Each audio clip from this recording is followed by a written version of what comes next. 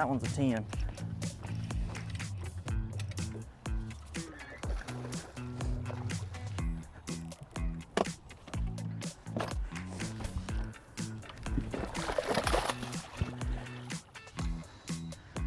Real easy, real easy. This is real easy. This is real easy. Boom! Yes! What about that for a birthday bass? I guess let me measure it and make sure. All right guys, Justin Atkins here, Bassmaster Elite Series Pro, and today we're going to talk about a Tackle Tip Tuesday that revolves around the fall. In the fall, bass are going to fall forage, and a lot of your shad and your bait fish, when those water temps start dropping, are going to push back into flats. And I have a couple different ways that I really like to approach that.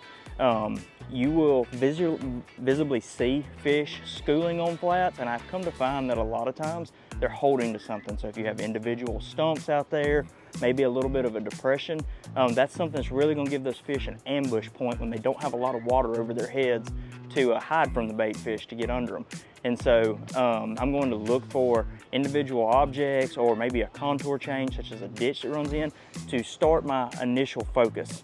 The other thing is sometimes you get back in flats, you'll have a channel swing, you'll have laydowns. Those are all hot spots to start your initial approach on the flats fishing. But another thing is also, like I said, visually looking for the fish schooling on the bait fish, looking for the shad working on the surface to know that the bait fish are in the area is two quick ways to cycle through to find the flat that's got the bass. But I also like to cover a lot of water, so a spinnerbait is a great shad imitation. I'm gonna throw a light one, something that's got some smaller blades. A lot of times that forage is pretty small, and I'm gonna target fish with that. And then if I have to just get out into the open where I'm trying to throw over targets, at that point I'm gonna go to a Berkeley Jaywalker, maybe even a Chopo, and I'm gonna cover a lot of water. I'm just trying to find that fish that's active, that's looking for the next bite to come by, and approach it that way.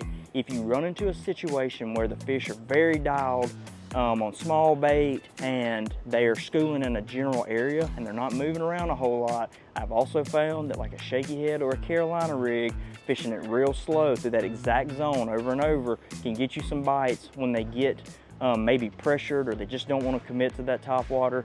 It seems counterintuitive because a worm looks nothing like a shad, but there's something about an easy meal for them when they're out there on the bottom and that bait comes by them real slow. Sometimes that'll get you some more bites. So I hope one of these tips helps this upcoming fall.